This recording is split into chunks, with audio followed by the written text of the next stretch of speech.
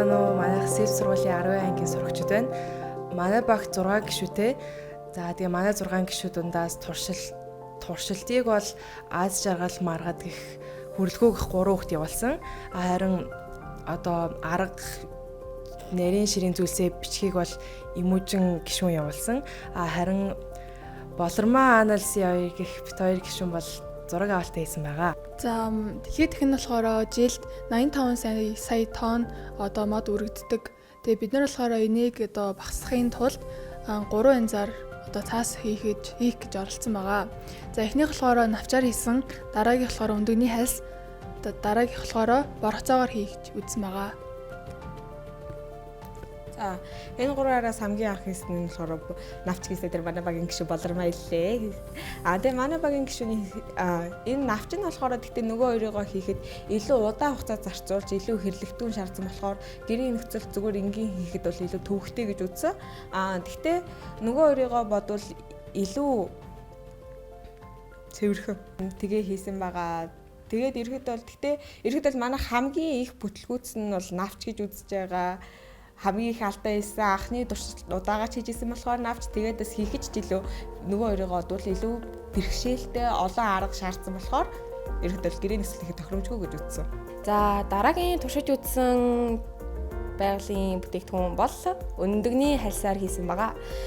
Өндөгний хальсын тухайд гэвэл гэрээ нөхцөлд хийхэд хамгийн тохиромжтой гэж үзсэн. Илүү хийхэд хялбар, аргачлал бага, хэрэглэгдэхүүн хүртэл бага орно гэж тооцоолсон. За тэгээд гэхдээ сул тал нь гэвэл стандарт хүрээгүй гэж үзсэн.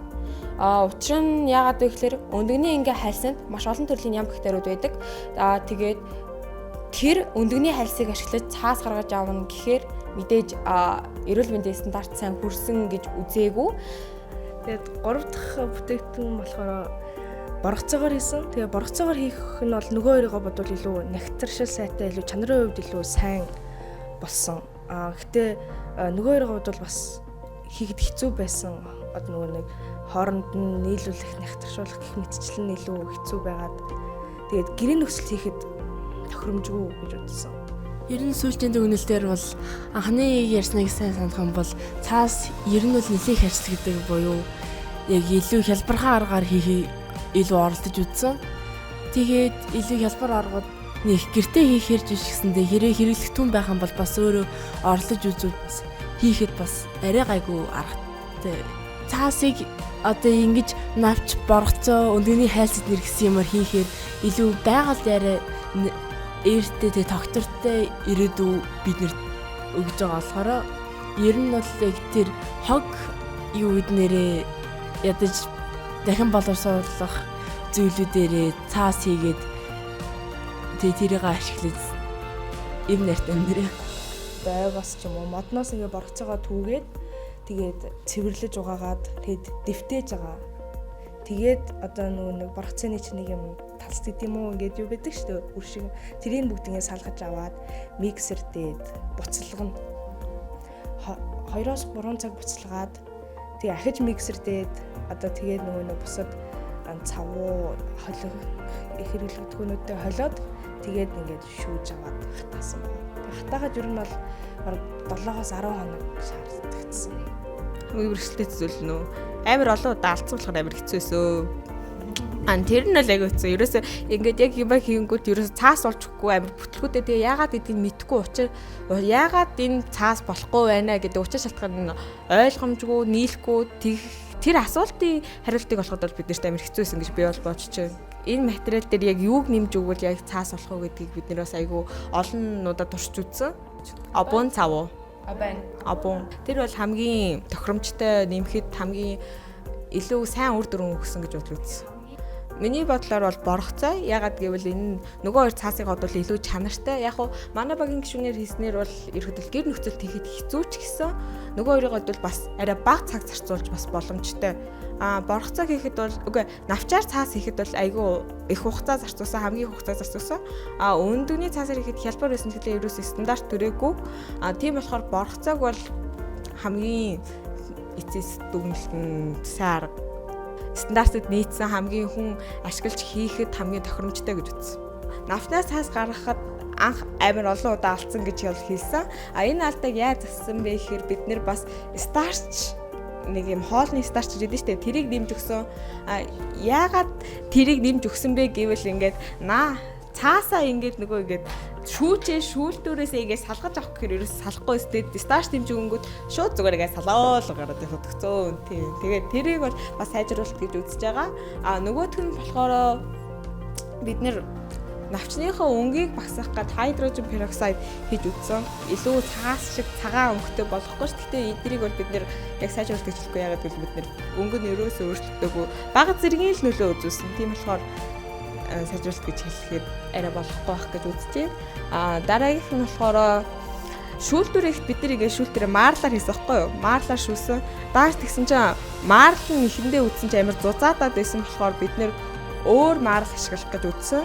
Тэр нь болохоор арай бүтэмжтэй болоод илүү нарийн ширхэхтэй, нягтхтэй цаас болж чадсан гэж үзэж байгаа. И маарлаас хэлснээр болохоор дараагийн үед болохоор боргоцай. Боргоцайнд бол бид нар сайжруулалт хийхэд бол яг саний хэлснээр обон цаваа бол ашиглаж үзсэн. Би өмнө хэлснээр обон цаваа ашигласнаар боргоцай нь илүү нэгнтэйгээ наалдаж илүү нэг юм наалтаж бат бөх болсон юм уу да.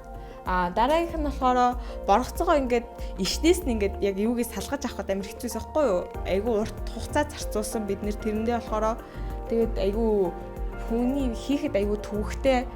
Тийм учраас бид нэр энийг ямар илүү хялбар яаж хийх вэ гэж айгу олон удаа бодсон.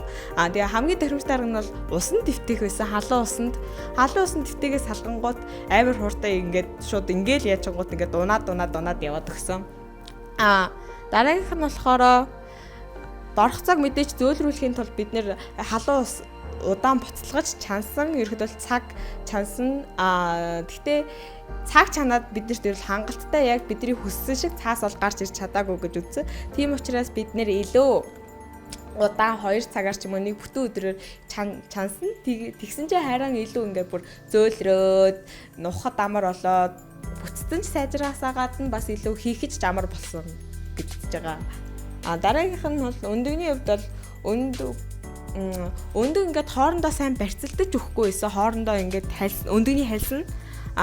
Тийм учраас бид нэр өндөгний хальсан дээр өндөгний яг ингээд хамт цуг ирдэг юм картон борц асаад штэ. Тэрийг баг хэмжээгээр нэмж өгсөн. Тэгээд нэмээд өгсөн чинь хоорондоо сайн барьцалдаж өгөөд яг цаас гэдэг юундээ хэлбэртэй ороод наалдаж өгсөн. Хоорондоо ширхэхүүд нь өндөгний хальсны жижиг ширхэхүүд нь өөр юу вэ гэхээр бид нэр эхлээд өндөгний хальсаа миксерээр ингээд миксерт ботлох гэж үзсэн байхгүй юу? Тэгсэн чинь ерөөсөө болоогүй, сайн бутарч жижигэн болж чадаагүй. Тийм учраас бид нэр миксерийн оронд кофе бутлагч ашиглаж өгсөн. Кофе бутлагч ашигласнаар өндөгний хальс нь илүү жижигэн нарийн ширхэхтэй болоод тэгээд энэ нь илүү дараа нь чанж юмтай хольж хийхэд илүү хялбар бас илүү нэгтршилтай сайн болсон гэж бид нэр үзэж байгаа.